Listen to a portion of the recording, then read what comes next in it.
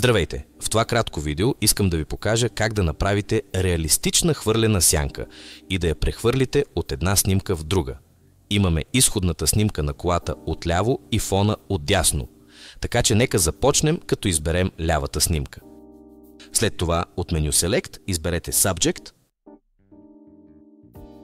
Както виждате, сега е избран само автомобила.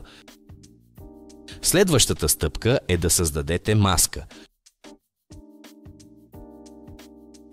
След това изберете слоя в панел Layers, изберете дупликет на слоя или просто натиснете Ctrl и J.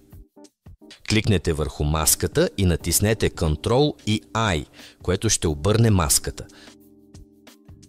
Изберете слоя с падащата сянка и изберете Multiply като режим на наслагване.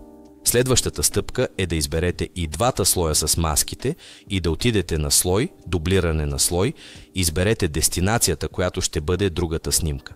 След като сме поставили слоевете в новия документ, просто трябва да ги позиционираме правилно. Кликвате върху маската на слоя с падаща сянка и започвате да правите градиенти от четирите страни. Горе, долу, ляво, дясно. Може да използвате и инструмента четка и да работите върху определени области, за да направите маската още по-добре. Идеята тук е да маскираме всичко, освен сянката от колата, и така и ще направим. Получаваме реалистична падаща сянка, може да увеличим мащаба и да видим в детайли, които са идентични с тези от оригиналното изображение.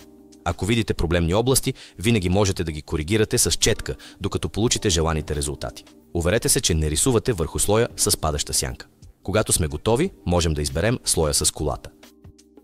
С клавишна комбинация Command или Ctrl и L направете корекции на нивата, за да съответстват на нивата на фона. Ако видите някакви несъвършенства, винаги можете да се върнете и да ги поправите с инструмента Brush или да направите по-фина селекция с инструмент по ваш избор. Ако това видео ви харесва, не забравяйте да се абонирате за PS How за още съвети, трикове и уроци за Photoshop. До скоро!